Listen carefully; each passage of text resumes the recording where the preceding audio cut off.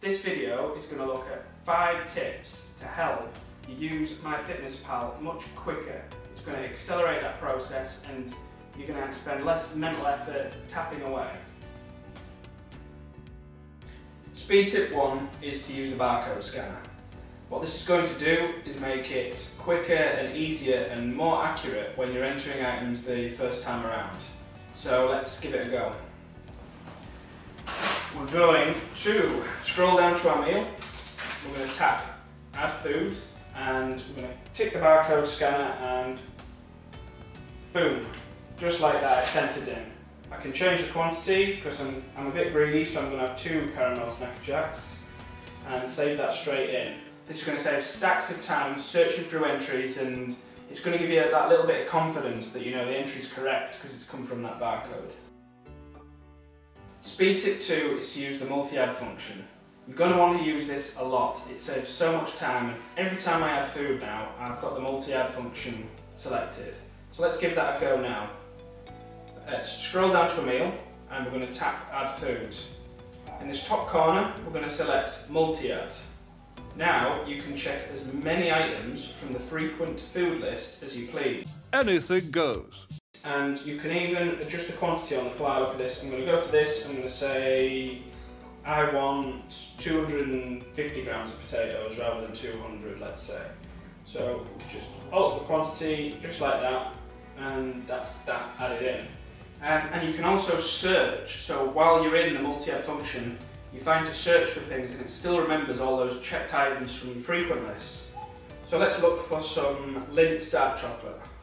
With the search function, okay, we found one here that I'm happy with. We'll change the quantity and check that in. So if we remove that search string, you can see that the checklist is still there, it hasn't gone anywhere, and it's still all there in the background. So now we can just check the tick at the top and everything gets added in one go. So there we've managed to get the quantities right, we've managed to search for things that weren't in our frequent list and add as many items as we want from the frequent list, all in one go.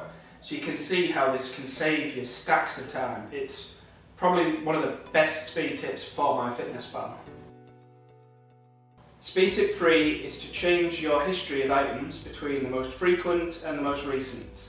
It's not easy to explain like this, so I'm going to show you in the app. We're going to go to multi-add again because it's, like I say, you should be using multi-add all the time. We'll select this meal, and if we look down the list, the history is based on the most frequent choices we've used for this meal. So that's great if it's something you put into that meal every single time, but let's say you've recently had something that you don't frequently have. So you can just change this, tap it, change the filter to most recent, and there you go. You've looked at what you had yesterday, for example, in that meal, and the list is itemised by last time that entry was put in. Another benefit of this filter is you can change it by meal.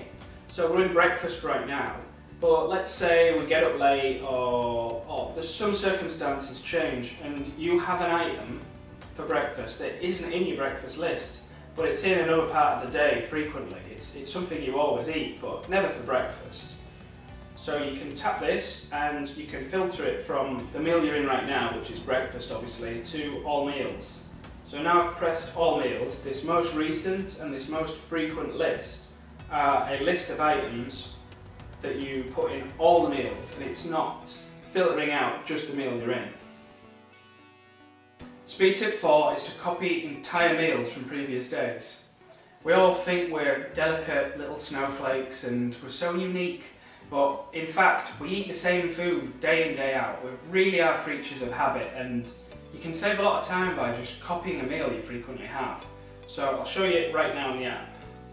So I know on Friday I had this meal that I'm about to allegedly have. So we can go back to last Friday, and there's that meal I want again. It can be copied right from that meal by tapping the extra icons and selecting copy meal. Admittedly, you might need to tweak the quantities, you might not have everything exactly the same, but it's still faster, it's still a speed tip. You're going to get all of it entered and you'll be able to just tweak it from that point.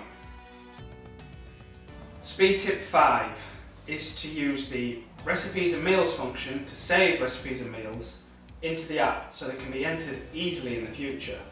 Let's look at this glorious steak meal. This is something I've liked and I'll have it again and again. So we'll tap the extra options at the bottom of this meal, hit save meal, and let's give it a title we can remember and it makes sense. Okay, now I can head to today and it's right there, look, in my meal list, ready to whack straight in. Recipes are even better. Recipes typically have 20, 30 ingredients, something like that. Things like curries where the list just goes on and on.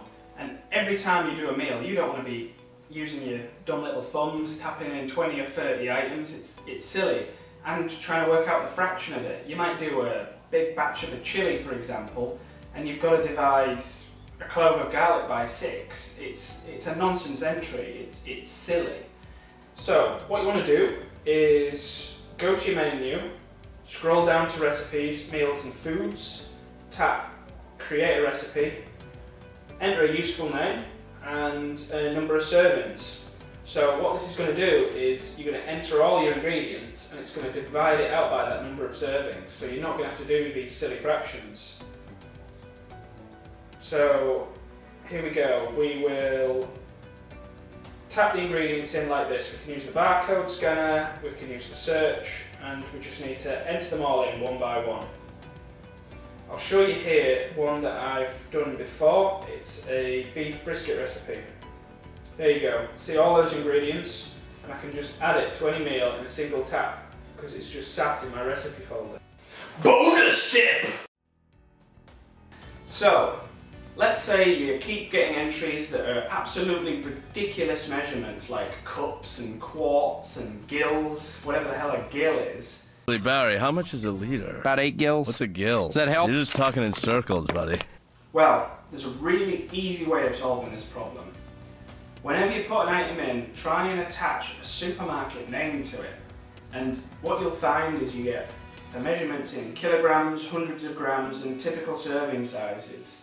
You get rid of all of this American nonsense with a ridiculous measurement system that doesn't make any sense.